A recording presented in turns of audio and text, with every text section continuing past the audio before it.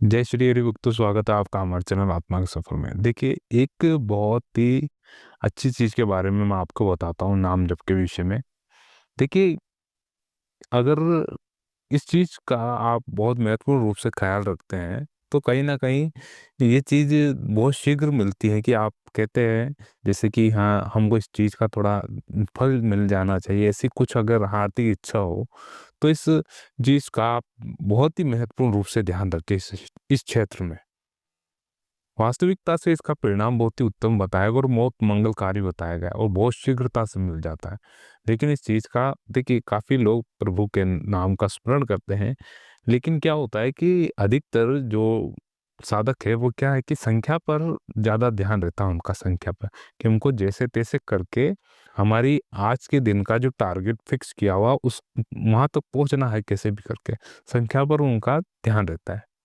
देखिए, उस चीज को अगर आप थोड़ा सा देखिए, ऐसा है वास्तविकता में है, संख्या का तो कुछ रहता ही है वैसे तो, लेकिन ये शुरुआती रूप में बहुत आपको अच्छा रिजल्ट देता है। तत्पश्चात आप इस चीज पर इतना ध्यान ना रखें कि हमको संख्या का महत्वपूर्ण ध्यान रखना है। अब देखिए, इसमें एक जो सबसे महत्वपूर्ण चीज बताई गई है, जो संतों के द्वारा बताई जाती है, कि अगर कोई प्रभु का नाम इस प्रकार से लेता है तो उसका बहुत ही शीघ्र शीघ्र से अतिशीघ्र कार्य होने लग जाते हैं, बहुत अच्छे परिणाम आते हैं। क्या चीज है वे? देखिए, सबसे महत्वपूर्ण चीज होती है प्रभु के नाम का स्मरण करते हुए कि उसमें एक चीज का बहुत महत्वपूर्ण हिस्सा होता है अपने आपके भाव का, कि एक साधक के भीतर जो भाव बैठा हुआ है, भाई किस भाव से वे प्रभु को प्रेम कर रहा है ना? क्या भाव है? किसी लालसा हेतु, या किसी चीज को पाने हेतु रह गया, या फिर और कोई कारण रह गया उस हेतु। तो अलग अलग क्षेत्र में भी अलग अलग रूप से देखिए, इमरजेंसी हो जाती है, कोई आपातकाल बजाता है, जैसे कि घर में कोई दुर्घटनावश कोई कार्य हो गया, तो उस समय प्रभु को याद करते सब हाथ जोड़ के, प्रभु अब आप ही हो। उस समय भी प्रभु अपना कार्य कर जाते हैं। और कोई सुख के रूप में, भाई किसी के घर में विवाह का अवसर बन गया हो, किसी के घर में कई वर्षों पश्चात संतान उत्पन्न हो गई, उस समय भी प्रभु को याद करते हैं लोग।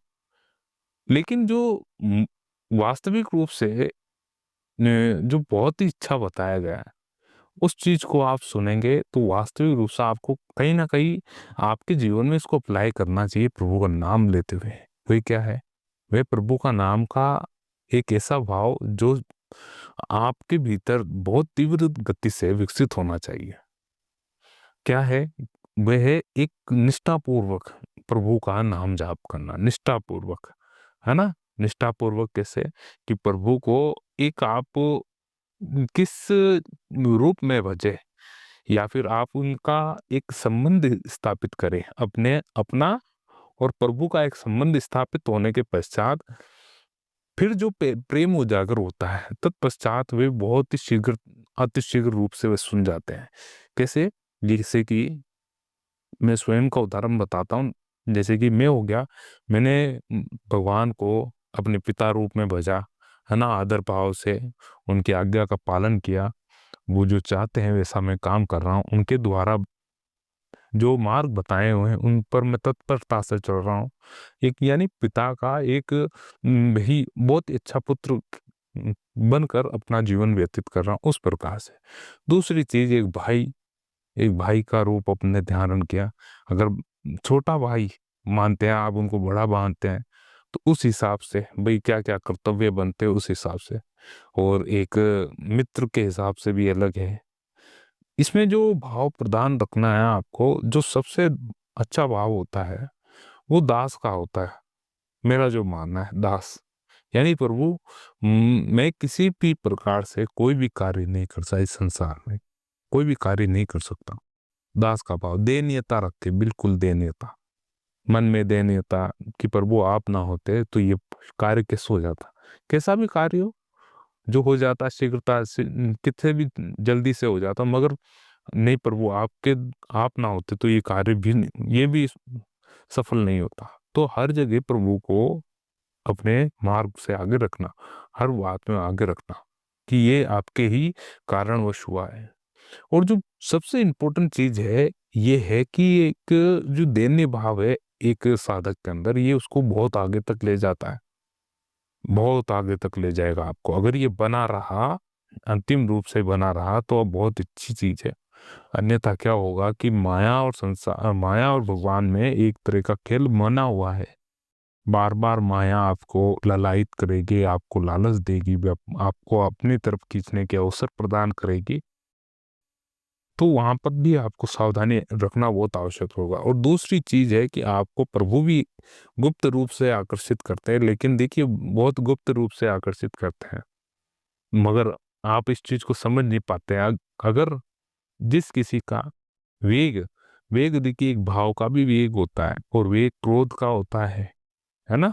एक लालच का भी वेग आता है। मोह, माया ये वेग है, ये जब बढ़ते हैं तो क्या होता है कि जो विवेकवान पुरुष होता है उसकी बुद्धि में पर्दा पड़ जाता है। यानी वो अपनी विवेकी बुद्धि का पूर्ण रूप से उसको काम में नहीं ले सकता उस समय, क्योंकि उस पे पर्दा पड़ चुका है। लालच का पर्दा पड़ गया, माया का पर्दा पड़ गया, है ना? क्रोध का पर्दा पड़ गया। तो तत्काल देखिए, ये तो देखिए क्रोध आने पर अगर आप तत्काल अच्छा जो निर्णय ले सकते हैं वो बहुत कम लोग लेते हैं क्रोध आने पर, है ना? कि नहीं, वो शांत स्वभावशील स्वभाव, शीतल स्वभाव जिसका है वो अच्छा निर्णय ले सकता है, तत्काल नहीं कर सकता वरना ऐसी स्थितियों में। तो ये तो बहुत ही जैसे कि बहुत ही दृढ़ और महापुरुषों का कार्य है जो इन चीज़ों पे भई एक तरह से विराम पा लेते हैं। तो आपको क्या करना है, आपको सबसे अच्छी चीज़ है कि आपके भीतर जो एक साधक का महत्वपूर्ण हिस्सा है, जो आपने एक जीवन का एक हिस्सा प्रभु के मार्ग में लगा रखा, उस चीज़ वहाँ पर कार्य करने की आवश्यकता। उस चीज़ को नीट एंड क्लीन रखें, एकदम नीट। जो आपका आंतरिक स्वरूप बना रखा, उसको हमेशा स्वच्छ रखें। उसको भी कभी भी मैला होने ही ना दें। मेला जैसे कि आपका कपड़ा खराब हो जाता, आप वापस उसको धो लेते हो, वापस पहन लेते हो, वापस गंदा होने पर धो, ऐसे नहीं, आपको उसको हमेशा ही अच्छा रखना है। हमेशा अच्छा रखने से ये चीज़ मैं आपको समझा रहा हूँ कि जैसे आपके भीतर एक चीज़ उ उठ उठ खड़ी हुई है कि नहीं, मैं अब झूठ नहीं बोलूँगा, तो आपको उसका पालन करना है। नहीं, मैं अब ईमानदारी से जीवन व्यतीत करूँगा। कैसे भी हो, फिर आपको उस चीज़ का पालन करना है। फिर तो तत्पश्चात आपका फिर प्रभु सहयोग करते रहेंगे छोटे-छोटे मार्ग पर। अगर आप निर्णय ले लेते हैं, फिर परमात्मा का काम है आपका सहयोग करना। आप चलिए तो सही उस मार्ग पे। आप खुद कोशिश करेंगे, तत्पश्चात आपको लगने लगेगा, शुरुआती रूप में थोड़ी समस्याएँ आती है, लेकिन भगवान इस जो दृढ़ साहसी और धैर्यवान और सहन शक्ति से उस मार्ग पे चलते, उन्हीं का ही पूर्ण रूप से ध्यान रखते हैं। ये तो वास्तविकता है। तो ये चीज़ें आपको ध्यान रखनी पड़ेगी, क्योंकि संसार अभी बहुत ही विकराल रूप धारण कर रहा है, माया अपना विकराल रूप धारण कर रही है और ऐसा करना भी आपके लिए बहुत कठिन हो सकता है। तो आप अपने आंतरिक रूप को कितना स्वच्छ रखते हैं, ये आपके ऊपर निर्भर है। और एक भाव, जो दैन्यता का भाव, वो भाव निष्ठा से परिपूर्ण प्रभु और आपके बीच में एक प्रेम का भाव, ये नाम जब आपको बहुत आगे ले जाएगा। इन चीज़ों का आप थोड़ा-सा ख़्याल रखें और आपको देखिए एक समय पश्चात आपको इसका परिणाम देखने को मिलेगा। तब आप बहुत, यानी आंतरिक रूप से हर्षोल्लासित रहेंगे कि नहीं, मैंने उस समय कोई गलत कदम नहीं उठाया था। तो आपको ये वीडियो कैसा लगा ज़रूर जानकारी दें। अगर वीडियो अच्छा लगा हो तो ज़रूर एक बार लाइक करें हमारे इस वीडियो को और चैनल को सब्सक्राइब करें। आत्मा का सफर, मिलते हैं अगले वीडियो में। जब तक के लिए जय श्री ओम नमो भगवते वासुदेवाय।